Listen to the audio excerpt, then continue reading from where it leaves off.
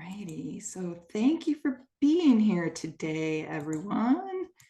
It's good to see you. So today's topic is a good one, and I'm super excited by it because I know it's something that a lot of us really struggle with, which is unfortunate, but we have strategies that we can use. So today's topic is silencing the bully in your brain. And several people requested that I talk about this. So I hope you all find it valuable. So for those of you who don't know me, I am Jen Laffin. I am a personal coach for high achieving women, just like all of you. I'm a certified professional coach and a master teacher. And I want to begin by showing you a little bit about where we're going to be going today. So we haven't talked for a few weeks about the primal brain, but the primal brain really plays a role in today's topic about our inner critic. So we're going to do a quick review of the primal brain. We're going to talk about limiting beliefs and the link between limiting beliefs and that inner critic. And then the 7 ways that I have found to get my inner critic to quiet down. And then at the end, there's time for questions, or if you need coaching on anything, I'm happy to do that for you as well. So we will get started. Maybe. There we go.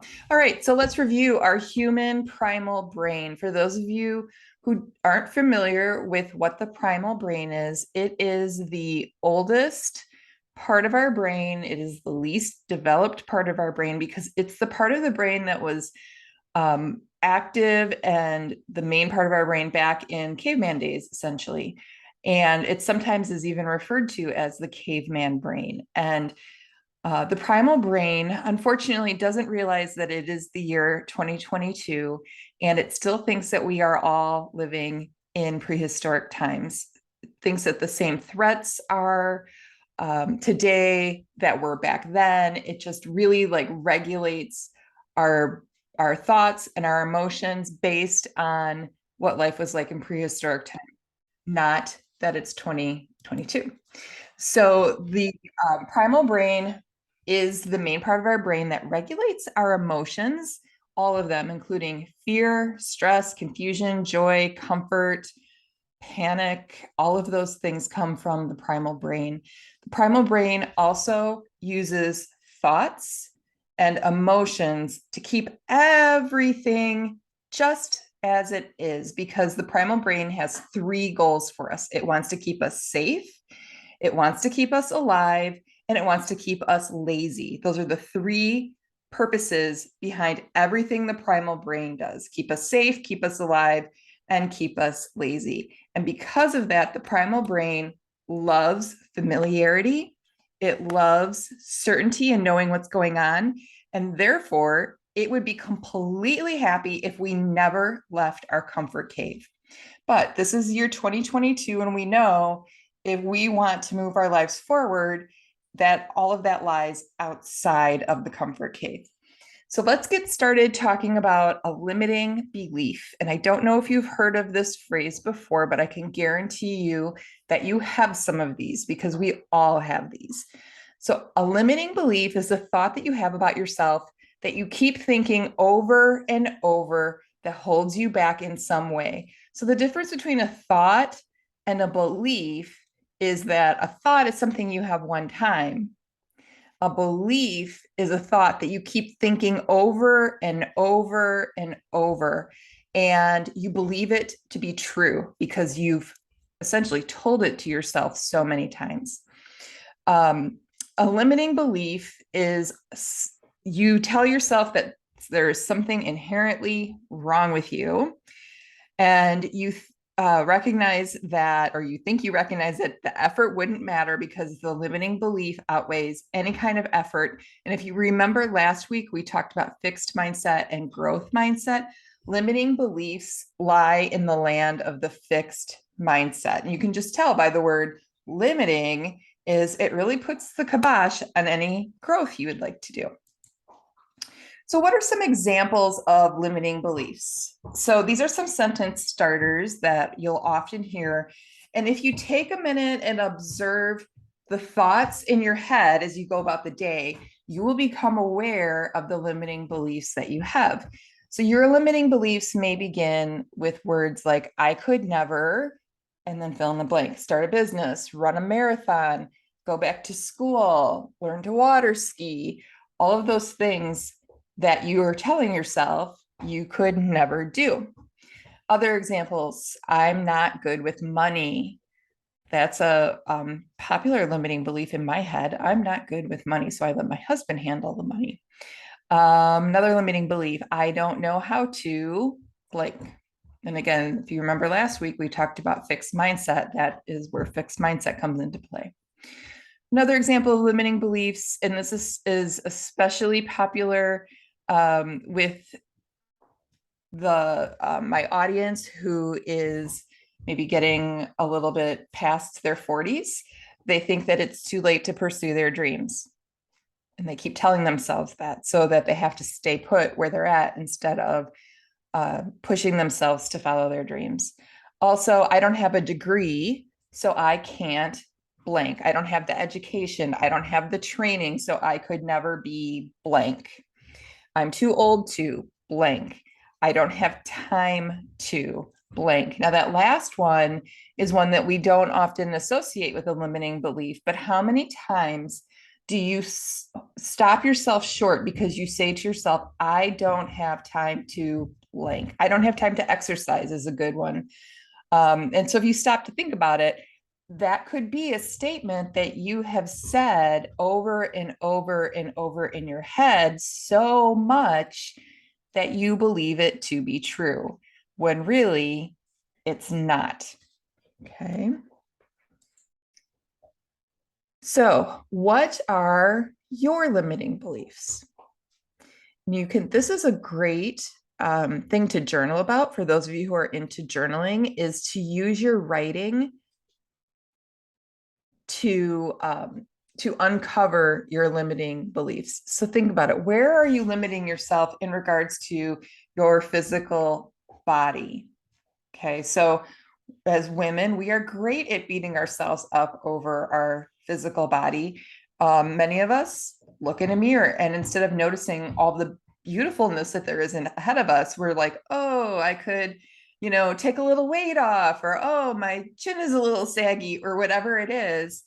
Those are all parts of your limiting beliefs. Same thing with athleticism, believing that you're not capable of running a 5K because you're not athletic. Same thing with intelligence, talent, career. Where are you limiting yourself in your career because you keep telling yourself that you can't do something? You're not the kind of person who does that thing. You're too old to start doing something new. Same thing with time available. Where are you limiting yourself because you're telling yourself you don't have time? And we all know that we all have the same 24 hours in a day, and there are people who get those things done, right?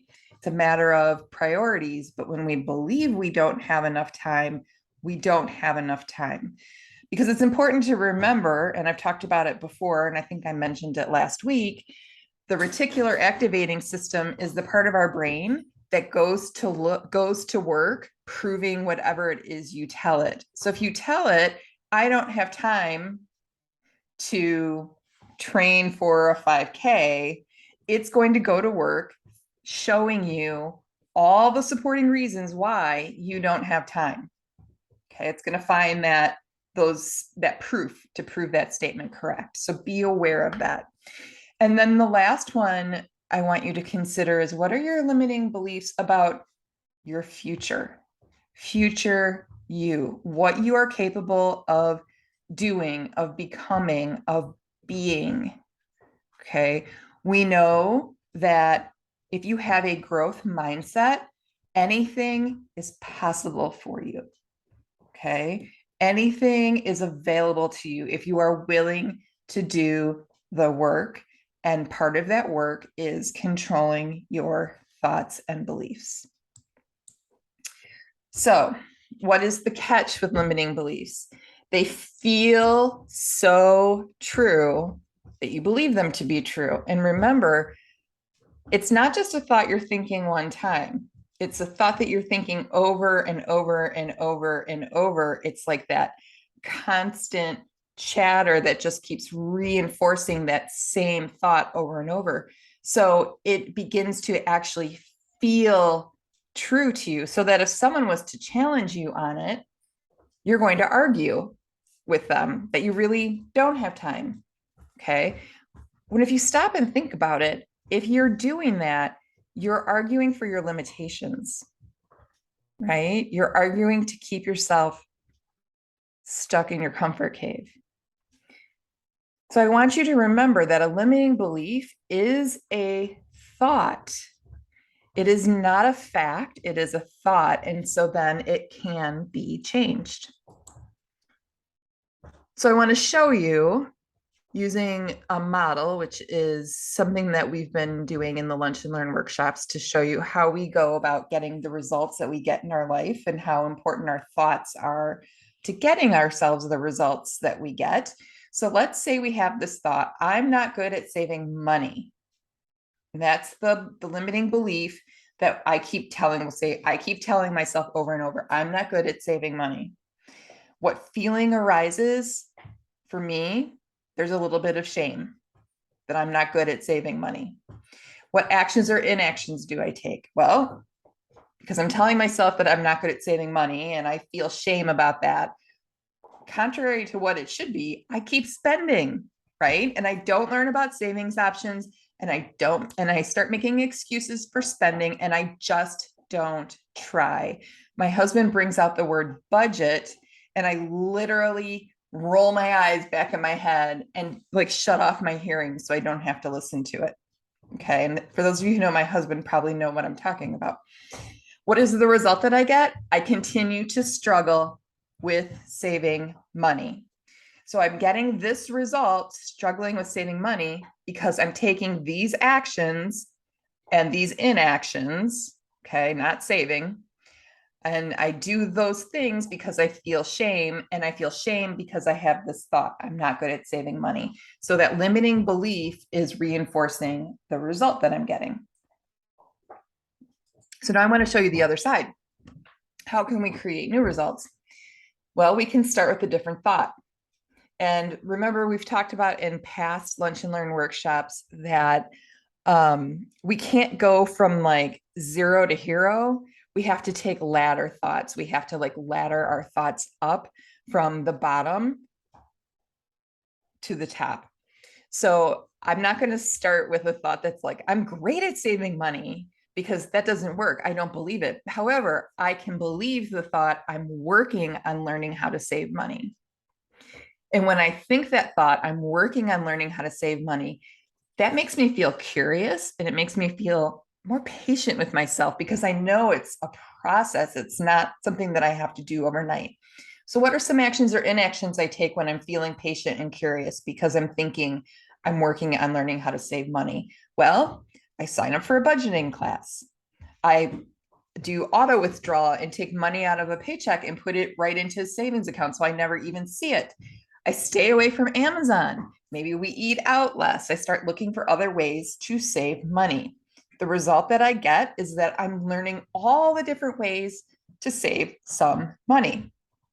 All of that result that I'm getting, you could trace it back up through this model and realize that it comes from changing that limiting belief.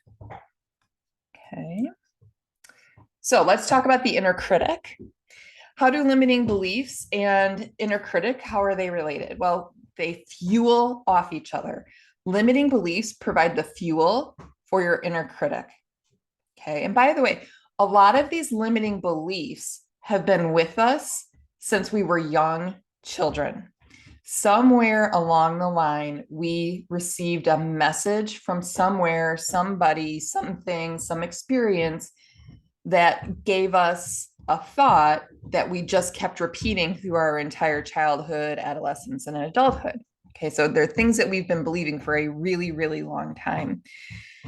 So those limiting beliefs are the fuel for our inner critic. Our inner critic is like there to remind us about our limiting beliefs sometimes. And then the inner critic in turn reinforces those limiting beliefs because that is like the chatter that you're hearing in the background that's reminding you of all the ways that you are limited. So I like to think of limiting belief in an inner critic as forming a link to the chains that keep us stuck. And if we want to get unstuck, we have to look at limiting beliefs, because if we don't have those beliefs about ourselves, the inner critic has less to talk to us about. So, who is your inner critic? It is the relentless negative chatter you hear in your mind. It's a bully, it's a judge. That voice that we hear, which, by the way, everybody hears it. Not everybody is aware that they're hearing it. But I think as women, we are especially conditioned to hear that inner critic and believe that inner critic.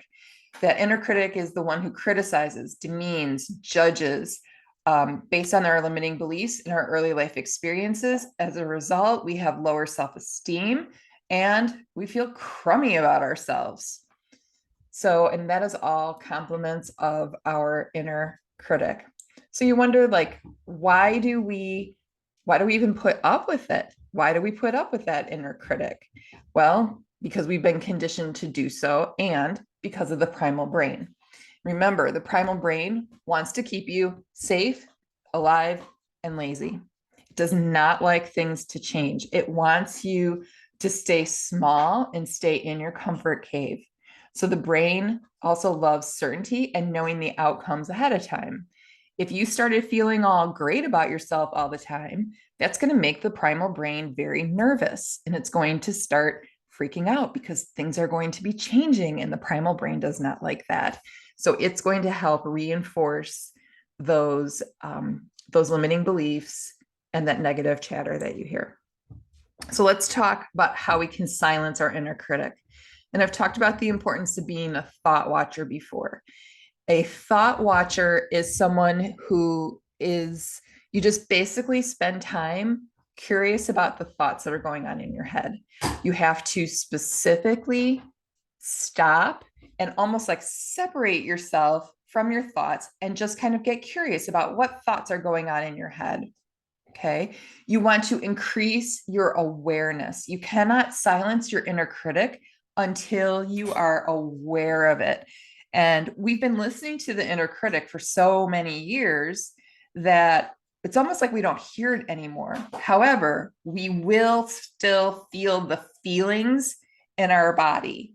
So when you have that limiting belief in your head and the inner critic is piping up and telling you everything that's wrong, you may not recognize the thought, but you can feel the feeling in your body if you're watching for it.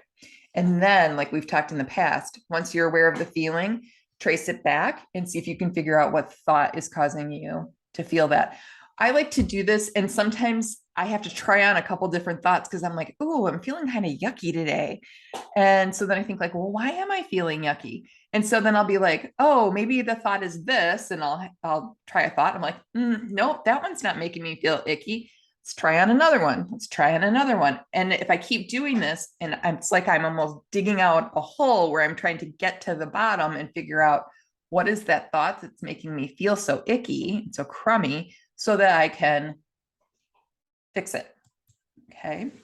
Another way to silence your inner critic is once you become aware of it, tell it to stop, talk back to it. You don't have to listen to your inner critic. Okay. As a matter of fact, like we talk about bullies and how bullies are really like they just take advantage because no one ever pushes back on them. Try pushing back on your inner critic, on your inner bully, and see what happens. Like the voice is not going to get louder. All right. So tell it to stop and then purposefully change your attention. Do not let it continue to yammer on and on. Tell it to stop. Okay. Number 3, replace a limiting belief with a possibility belief or a gratitude. So for instance, thinking about like when we look in the mirror and we see something that maybe right away we go to picking out all of our flaws. Instead of pointing out the flaw and thinking it's something bad, focus on what is good about it. So like, let's say, I'm thinking, maybe like you want to have thinner thighs, let's say. Okay.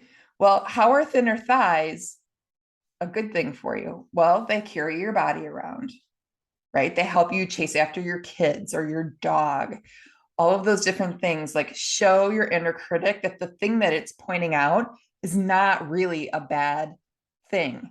It helps you do a lot of different things. Number 4, affirmations. And this is something that I've been doing a lot lately. When I look in the mirror and I see something that starts pointing out my flaws, when the critic starts pointing out my flaws, I literally stop and say to myself, I don't talk to myself that way anymore. Okay, but again, it's required that you have the awareness. So I don't talk to myself that way anymore. Another one is, it's not my job to make everyone happy. That's just my fear trying to keep me safe. Those are all like affirmations or like power statements that you can use to redirect your thinking away from the critic. That one, though, I don't talk to myself that way anymore. That's a really good one. Another one is self-gratitude journaling. Get in the habit every day of telling yourself something that you love about yourself. As women, we are raised to be, I'm trying to think of the word that I'm trying to think of, but not being boastful about ourselves. This is the time to boast about yourself. Tell yourself the things that you love about yourself. What did you do today that you loved about yourself? How were you brave? How were you bold? How did you speak up for yourself? All of those different things, like, start yourself a list. It's almost like, creating a file folder where you're putting your gratitudes in. As a matter of fact, a couple of years ago, I made, at New Year's time, I made a joy jar. And every day on a little slip of paper, I wrote something that brought me joy that day. So you could do the same concept, make yourself a gratitude jar, and every day stick something in it that reminds you of what you're thankful for in regards to yourself. Number 6, asking yourself, is this true or does it just feel true? That is that question that we keep coming back to, because remember, just because it feels true doesn't mean that it is. Just because you've been thinking that limiting belief for your whole entire life does not make it true. And another question you can ask yourself is, what else could be true? And finally, and we've probably all heard this one before, get yourself a self-care routine where you regularly recharge your batteries, and think about, what would you tell a friend to do in a situation like this? If a friend talked to themselves the way your inner critic talked to you, what would you say to her about what to do? Okay, step outside yourself and think about that, because no one has to put up with that inner critic. But again, it begins with awareness. It requires purposeful action to change your attention and a redirection to thinking different thoughts. And until you do that, the inner critic is still going to blabber on and on. So awareness and attention and a redirection is required. So, here we go. So for those of you who've been with me, I wanted to remind you before I take questions, tomorrow is the last day to register for Project U. If you're interested in going deeper with what you learned with me here in Lunch and Learn, this workshop is going to do it. It's where you're going to learn how to show up for yourself as well as you do for others. And so information is on my website at jenlaffin.com/projectu. And again, doors close tomorrow, Thursday. Can't believe it's the end of September, Thursday, the 29th. So what questions can I answer for you all? Questions, anyone?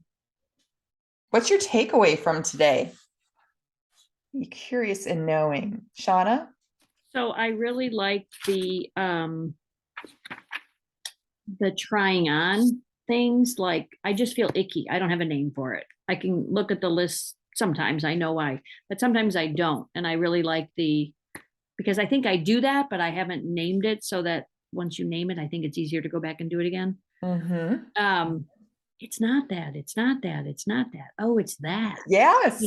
Like for somebody else, it was like it might be something different, but that's, so anyway, that Absolutely. was Absolutely. And that's just it, is like, if you keep staying curious about what it could be, your brain will tell you exactly. But what happens is most people are like, I feel icky. Oh, I'm just going to be icky. Like they don't get curious about why it is that they're feeling icky. right. Yeah. So, because it does, but what you'll notice once you start doing it, it gets a lot easier and it becomes a habit where you're not willing to settle for feeling off, for feeling sad without knowing why. Okay. It's part of that knowing yourself kind of thing. So good. Thank you for sharing. Anybody else? Irene, Jen, Robin, you have a takeaway from today? Jen? Is it Jen? Okay. Yep. My takeaway is just that I never really thought about the limiting beliefs, and how a lot of times that's something that I definitely do, like with my time. Like I just think I don't have time. I'm a single mom. I work full time. Like I just don't have time and I'm tired. So that's always my excuse for everything. So I don't do self-care. I don't, don't make time to do anything because I limit that thought with, I just don't have time. So that's something I want to work on, like even with like the journaling and trying to figure out what those thoughts are and then how to overcome that thought. Yeah, excellent. A lot of us do have that. I don't have time. And the writers that I work with, a lot of times they're like, I didn't have time to write this week. And then I'm like, is that really true? And I'm not saying it to like be, pokey or pushy. I'm just saying, like, is that an excuse you're telling yourself? Because a lot of times we tell ourselves we don't have time when the thing that we're going to be doing is hard and causes us to feel discomfort. And so we tell ourselves, I don't have time, because that's a limiting belief that we've believed for so long, when really we're like, I just really don't want to do that because it's hard and it's new and I don't know if I'm going to be successful at it. So good. I'm glad that you had a good takeaway, and I'm glad that you're here today too. Irene, you have any takeaway you want to share? Yeah. Is this working now? This is the first time I'm using Zoom on my phone. So I'm like, oh my gosh, where are all the buttons? I love it. I think the part where I don't talk to myself like that anymore, it kind of reminded me of a book club I did with friends and their daughters, where the phrase was change the channel.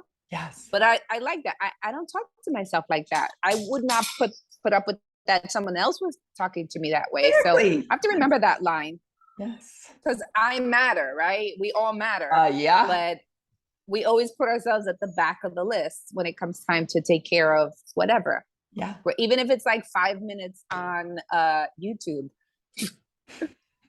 So that's something I'm going to take away today. Good. Well, I'm glad you're here today too, Irene. And Shauna, I'm glad you're here too. I'm glad everybody's here. All right. Are there any other questions before we say goodbye today? No? All right. I wanted to let you all know October's topics are hot. I'm so excited by these topics. Next week, imposter syndrome, how to stop doubting your awesomeness. The next week, creating confidence when you feel like a catastrophe. The following week, freeing yourself from what other people think. And then on the 26th, how not to fear failure. So got some good topics coming up in October. If you have friends you would like to have here with us, please tell them to get registered. It's jenlaffin.com/lunchandlearn. That way they'll get all the links, they'll get all the replays, all the resources, all of that good stuff. So I don't know, Jen, are you on the list or did Michelle just give you the link? I think she just gave me the link. Okay, so you'll want to get registered so that you get all that to yourself. Okay. Yep. All right, you guys, thank you so much for being here today. If I can ever do anything, just reach out and let me know. Have a wonderful day, everybody. Take care. Okay, Bye. Bye. Bye. Bye, Jen. Good to meet you. Good to meet you too.